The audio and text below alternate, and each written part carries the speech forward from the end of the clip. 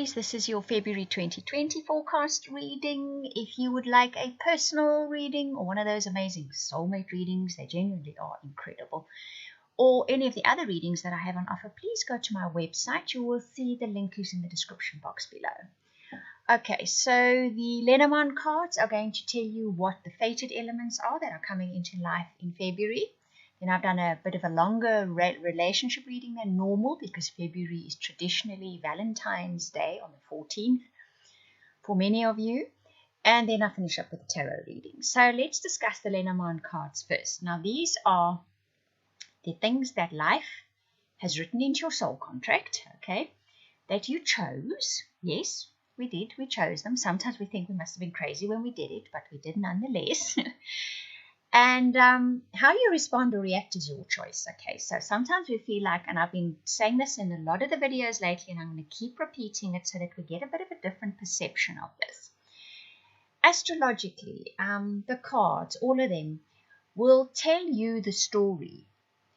But you need to remember that it is not a force being exerted on you. Yes, sometimes there are unavoidable things. Sometimes people move out of your life.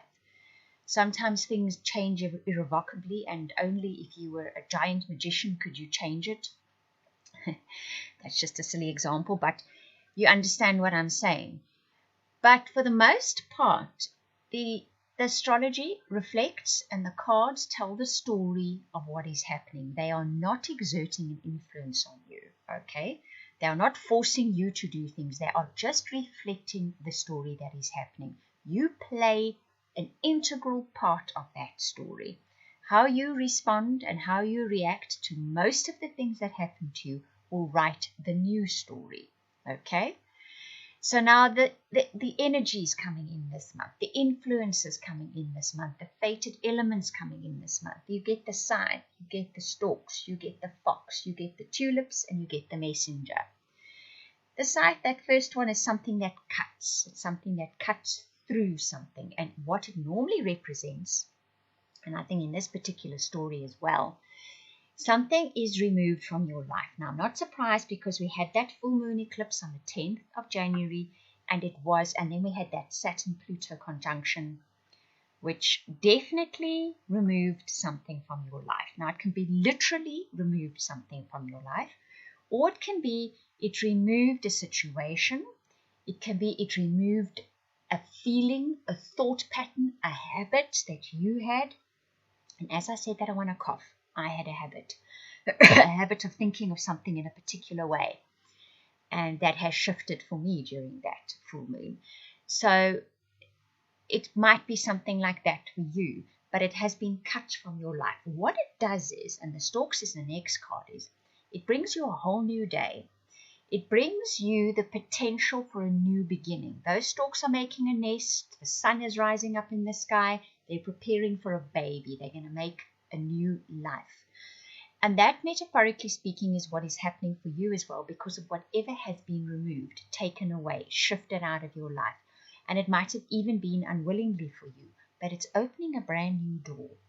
And it's the beginning of something new that grows, and there's hope and there's optimism in it. Can you see how optimistic those storks are? And they're doing their mating dance even.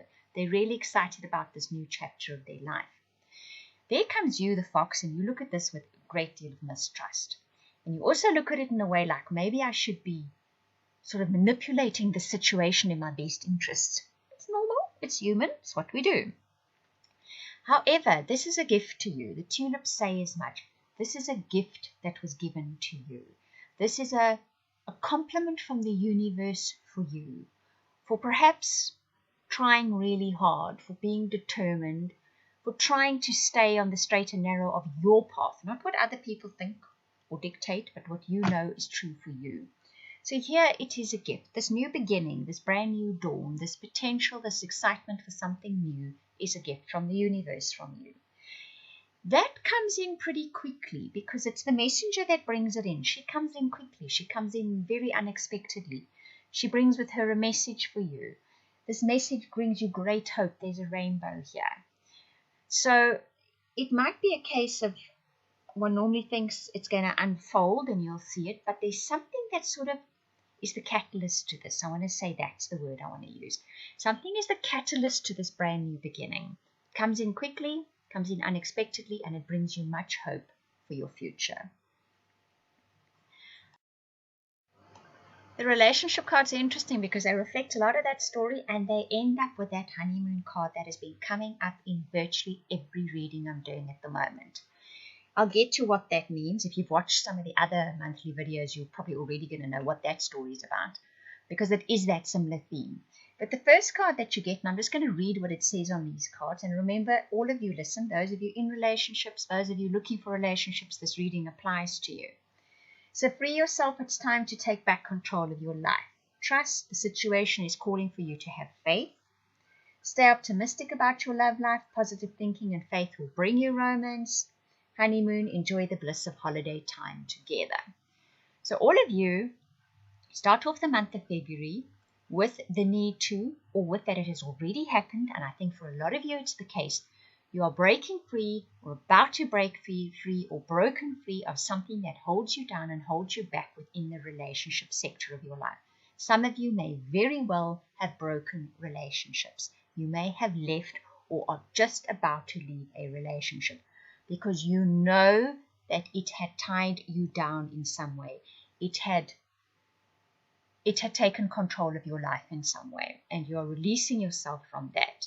Others of you, it can be habits, it can be dynamics within a relationship that you're going to break in February, that you're going to break through in February, that allows you to take back control of your life.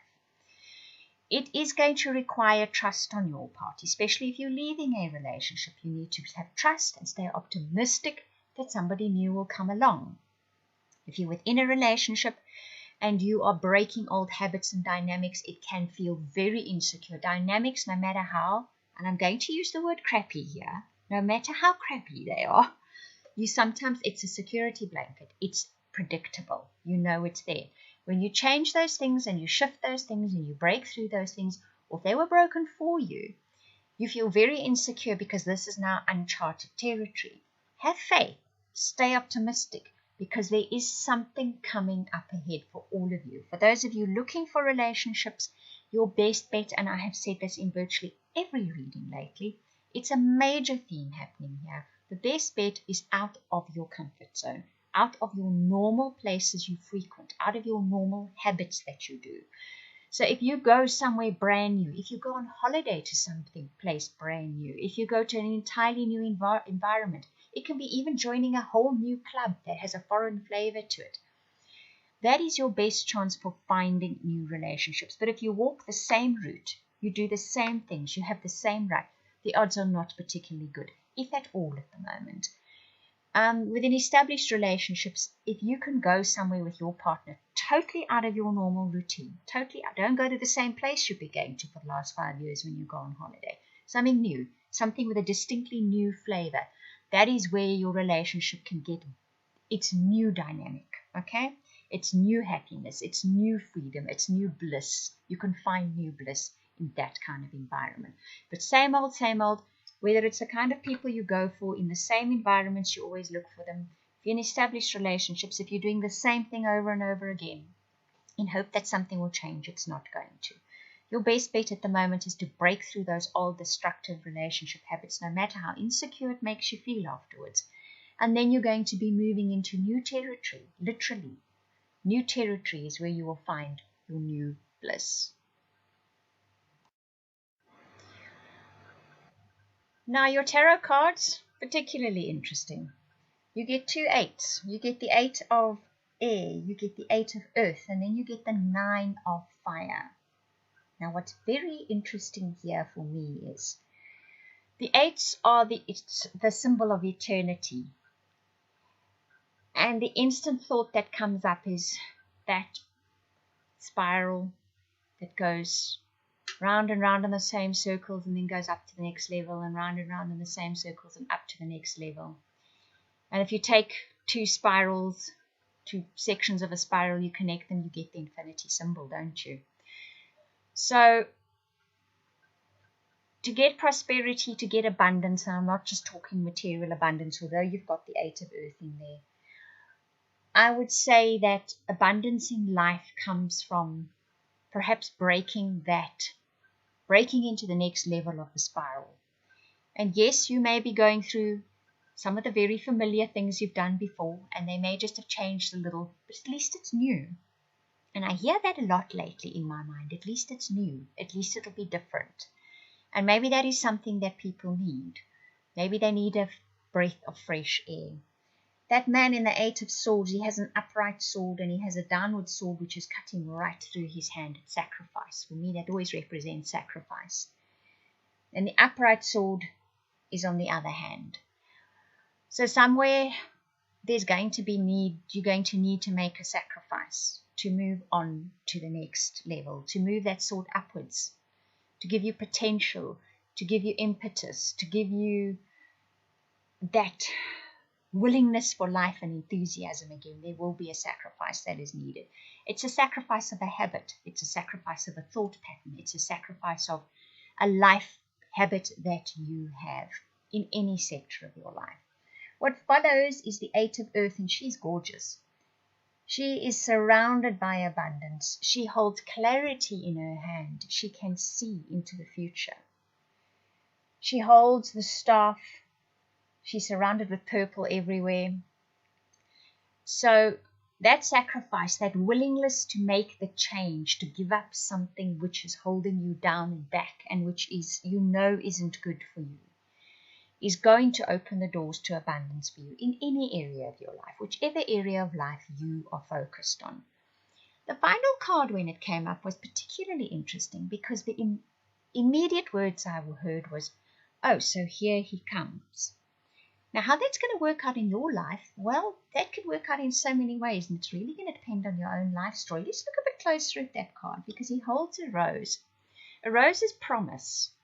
A promise of love, a promise of devotion, a promise of commitment in the future. He holds the promise in his hands.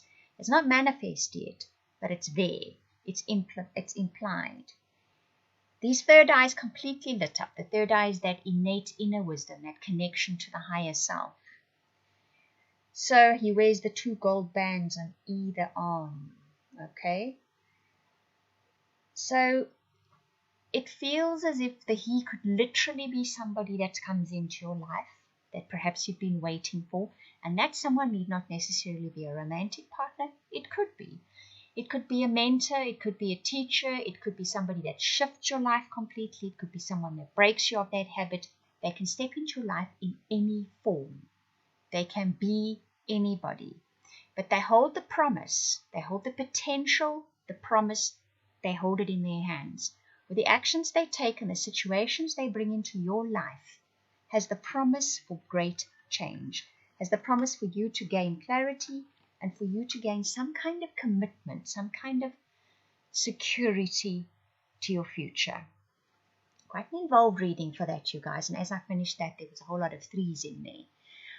So have a look at this. I think listen to it again in February, because as the situations unfold, it's going to give you a better idea of what is actually coming up for you, a better idea of the story that is being told here.